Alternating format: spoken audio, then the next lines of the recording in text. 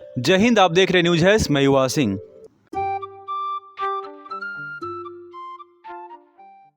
कल तक बहुत प्रेरक साथी चिंतित थे। उनका कॉल और मैसेजेज बहुत तकलीफ दे रहा था। तभी हम लोगों ने उन्नाव वाले प्रेरक के नियुक्ति पत्र पर हमने बात किया था, जिसमें हमने प्रेरकों की हिम्मत को बढ़ाने का काम किया था। पर कहीं ना कहीं सच्चाई सामने नहीं आ पाई। कुछ प्रेरक पूछ रहे थे कि क्या सर, ये फिर भी ये खबर सही है या झूठी है। हमारा मकसद सिर्फ आपको मोटिवेट करना था, गुमराह करना नहीं। आपको बता दें कि आपके राष्ट्रीय अध्यक्ष या फिर आपके जो राज्य के अध्यक्ष हैं, उनके तरफ से किसी भी प्रकार की कोई भी प्रतिक्रिया सामने अभी तक नहीं आई है, जिसको लेकर कि हमने कुछ साफ साफ आपको बातों में नहीं कहा। पर जहां तक आपके संगठन से हमें पता चला, उसी पर इस न्यूज़ के बारे में अब आगे बात करेंगे कि वास्तव में किन प्रेरकों को नियुक्ति किया गया और किन प्रेरकों को बहाली करके अगले 6 महीना के लिए काम दिया गया। इस पर भी हम लोग अभी आगे बात करेंगे।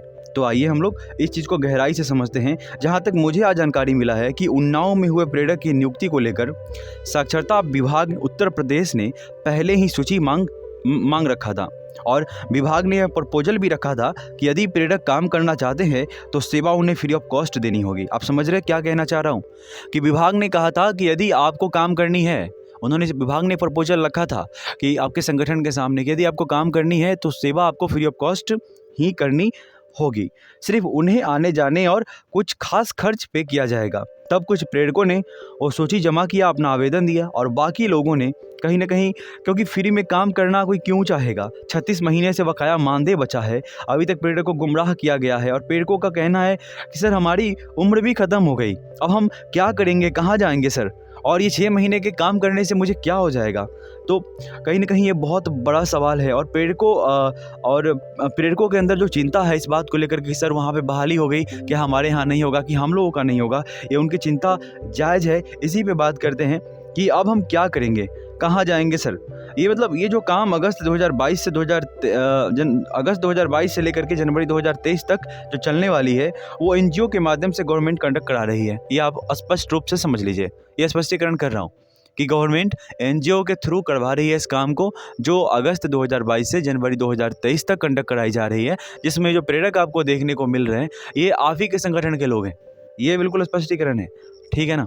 तो जो लोग करना चाह रहे थे वो लोग वहाँ पे गए हैं। बहुत हंगामा भी हुआ था इसको लेकर के, मैं पिछले वाले वीडियो में भी बता चुका हूँ कि काफ़ी वहाँ पे तानातानी भी हुआ था, काफ़ी लोगों ने गुस्से भी दिखाए थे कि ऐसा नहीं होना चाहिए, हमारा 36 माह का मानदेय। और बात सही है कि हमारा मानदेय बचा हुआ है 36 महीनों का। उसके बाद हमने इतना संघर्ष किया है, हमने पिछले 4 साल से बेरोजगार हैं, हमने कहाँ ज्ञापन नहीं दिया, हर जगह लेटर पत्र ज्ञापन सब कुछ दिया, उसके बावजूद भी हमारी बहाली नहीं की जा रही। हम कहाँ जाएंगे, हमारी उम्र ख़त्म हो गई। कहीं ना कहीं बहुत बड़ा मुद्दा है। पर जो अगस्त 2022 से लेकर के जनवरी 2023 तक 6 महीने के लिए चलने वाली है, उसको एनजीओ के माध्यम से गवर्नमेंट कंडक्ट कर रही है। ये आप बिल्कुल क्लियर हो जाए, जिसमें इन प्रेरकों ने अपनी रुचि दिखाई, जिससे इन्हें अगले 6 महीने के लिए नियुक्त किया गया है। ठीक है, एकदम आप क्लियर होकर के इस बात को चलिए। कल हमने वीडियो जो बताया था, उस वीडियो में हमने बताया भी था, पर कुछ लोगों को समझ में नहीं आया, इसलिए डिटेलिंग कर रहा हूँ इस वीडियो में। आपको पता होना चाहिए कि आज प्रदेश के प्रेरकों के साथ पूरे देश के प्रेरकों में निराशा और कहीं ना कहीं पीड़ा की जो लहर है ना, वो कॉल या मैसेज में देखने को या सुनने को मिलता है। सर आप समझ नहीं सकते हैं कि कहीं बहाली हो रहा है, कहीं नियुक्त हो रहा है, प्रेरक ही नियुक्त हो रहे हैं। कोई दूसरा प्रेरक तो राज्य देश में है ही नहीं, शिक्षा प्रेरक ही हैं और उन्हें अगर नियुक्त किया जा रहा है, इस तरह खबर आती है ना सर, तो बहुत निराशा होता है प्रेरकों में। तो प्रेरकों के अंदर कहीं ना कहीं जब वो कॉल करते हैं या मैसेज करते हैं, तो उनकी निराशा देखने के बाद बहुत दुख, बहुत पीड़ा अंदर से भी होता है उनकी पीड़ा को देख करके। तो कहीं ना कहीं इन गतिविधियों से कहे तो बहुत दुख होता है ये सोच कर कि जिसने देश के प्रति अपना सर्वोच्च योगदान दिया, शिक्षा के क्षेत्र में उसकी हालत ऐसी हो गई, ये बहुत दुखद है। जिसने शिक्षा का अलग जगाया, नवसाक्षरों को साक्षर बनाया, ये देश के लिए बहुत ही चिंता की बात है कि जिसने सबको साक्षर करने का काम किया, आज वो निरक्षर कैसे। मेरी वीडियो, मेरी आवाज़ राज्यों के अध्यक्ष और प्रेरक संगठन के सभी लोग सुनते हैं। मैं सभी लोगों से रिक्वेस्ट करना चाहूँगा, हाथ जोड़ के निवेदन करना चाहूँगा कि सर लाखों प्रेरकों के इस पीड़ा को, इस कष्ट को समझा जाए। सर बहुत तकलीफ में है सर, जब कॉल करते हैं, जब मैसेज करते हैं ना सर, तो बहुत तकलीफ होता है, बहुत दर्द होता है कि वो क्या करे, वो कहाँ जाए। कहते हैं कि सर कोई रास्ता ही नहीं दिख रहा सर, सब गांव वाले मतलब इस तरह से बिहेव करते हैं कि मन ही नहीं करता सर।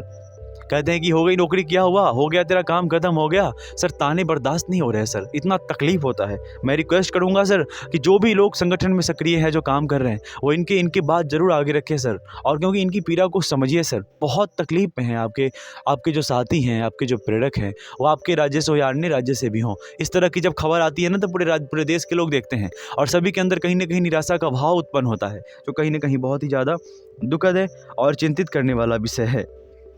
और लास्ट में मैं एक प्रेरकों के लिए एक बात कहना चाहूँगा कि रख हौसला, आंधी भी आएगा, पर ध्यान रहे इस बार तेरा घर नहीं उड़ाएगा। बस वही ज़रूरत है कि डरना नहीं है सर। जो कर रहे हैं ना आप, जो आप लोगों ने किया, वो बहुत बड़ी बात है। और मैंने पहले भी कहा हूँ और आज भी कह रहा हूँ कि आपने एक सुरंग को खोद रखा है, बहुत लंबे सुरंग को खोद रखा है, पिछले 4 वर्षों से खोज रखा है, 31 मार्च 2018 से कंटिन्यू खोद रखा है। कभी यहाँ ज्ञापन देना, कभी वहाँ ज्ञापन देना, कभी मुख्यमंत्री से मिलना, कभी किसी मंत्री से मिलना, कभी किसी विधायक जी से मिलना, कभी सांसद जी से मिलना, कभी किसी को ज्ञापन भेजना, कभी विभाग को लेटर भेजना, कभी विभाग को सूचित करना, विभाग के यहाँ जा करके वो करना, अनशन करना, धरना करना, प्रदर्शन करना। ये सारी गतिविधियों को आप लोग कर चुके हैं बहुत लंबे समय से और बहुत किया है। मैं तो पहले भी कहा हूँ कि जितना प्रेरक संगठन ने पिछले 4 वर्षों में ना, जितना ज्ञापन और जितना धरना प्रदर्शन किया है और जितना उन्होंने ज्ञापन दिया है, लेटर दिया है, पत्र दिया है, मैं गारंटी के साथ कहता हूं कि इसकी जांच किया जाए। अगर मैं गलत बोलता हूं कि पूरे देश में किसी संगठन ने पिछले 4 वर्षों में इतना संघर्ष और अपने मतलब न्याय के लिए लड़ाई नहीं लड़ा होगा सर। क्योंकि सर आप लोगों ने बहुत अच्छा काम किया है। बिहार जैसे राज्यों में देखा जाए तो वहाँ प्रेरकों के लिए साक्षरता का अवार्ड दिया गया है सर। इतना अच्छा काम किया इन लोगों ने, तो कहीं ना कहीं ये बहुत गौरव की बात है। और वो केंद्रीय कौशल किशोर मंत्री जी, जो राज्य मंत्री जी, उन्होंने भी आपका सम्मान किया, उन्होंने भी बड़े मंच में रखा, बड़े मंच पर आपकी बात रखा। तो कहीं ना कहीं मेरा सवाल आज भी एक ही है और सवाल वही है कि अच्छा कब होगा।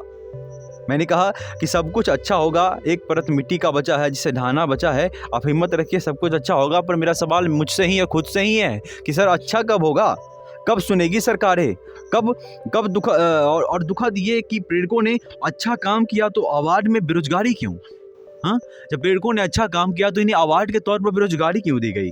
मतलब मदद करो सर, इन्हें आप लोगों की ज़रूरत है। जो भी लोग सक्रिय हैं, जिन्हें ऊपर तक पहुंच है, जो बहुत मेहनती हैं, मैं उनसे रिक्वेस्ट करूंगा कि इन लोगों की सर बात को गहराई से रखिए, एक अच्छा डिसीजन लीजिए, ताकि सरकार से बात कीजिए, सरकार तक जाइए, उन तक इनकी बात को, इनकी पीड़ा को पहुंचाइए। क्योंकि इनके पास अब कोई अपॉर्चुनिटी बचा नहीं है, इनकी एज भी ख़त्म हो गई, इनकी दुर्दशा इतनी ख़राब है कि क्या ही कहूँ हम। मतलब हज़ारों ऐसे व्हाट्सएप पर मैसेज आते रहते हैं कि सर परिवार में मेरी माँ बीमार है, मेरे पापा बीमार है, मेरी पत्नी बीमार है, मेरे पति बीमार है, मेरे बच्चे बीमार है, क्योंकि उनका पूरा परिवार इसी चीज पर निर्भर था और पिछले 4 सालों से भटक रहे हैं सर, दर भटक रहे हैं। कुछ लोग ऐसे हैं जो स्वरोजगार कर रहे, ठेला लगा रहे, भूजा बेच रहे, बेरोजगारी के तले क्या करे, वो कहीं मजदूरी कर रहे, ईंट भट्टे में काम कर रहे। लेकिन अभी भी महिलाएं कहाँ जाएगी सर? मुझे पता चला कि उत्तर प्रदेश में 66% महिलाएं साक्षर भारत मिशन में काम कर रही थी।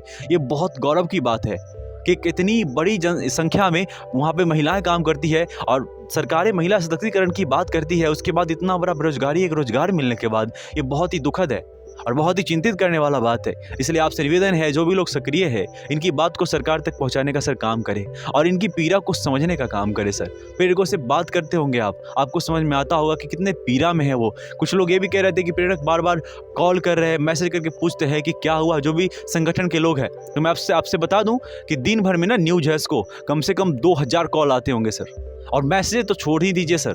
फिर भी हम परेशान नहीं होते, हमें कोई स्वार्थ नहीं है, हम परेशान नहीं होते, फिर भी सभी लोगों से बात करते हैं। जानते हैं सर क्यों? क्योंकि उनके पास अभी एक ही चीज़ है कि उनको बस व्यक्तिगत रूप से उनको सहानुभूति दिया जाए, उनके मनोबल को बढ़ाया जाए, उनके मन को शांत किया जाए। नहीं तो उनके मन विचलित होने के बाद वो किसी और गतिविधियों में भाग ले सकते हैं सर। तो प्लीज़ सर रिक्वेस्ट है कि ज़रूर ध्यान दिया जाए इस पर और इन लोगों के साथ कुछ बेहतर किया जाए, इनकी बात आगे रखी जाए और हमेशा पॉजिटिव बात किया जाए। नेगेटिव बात कमेंट में बहुत देखने को मिलता है कि ये हो जाएगा, वो हो गया। क्या फ़ायदा है सर? 4 सालों में तो कुछ कर नहीं पाए आप, अब क्या कर लेंगे सर? जय हिंद।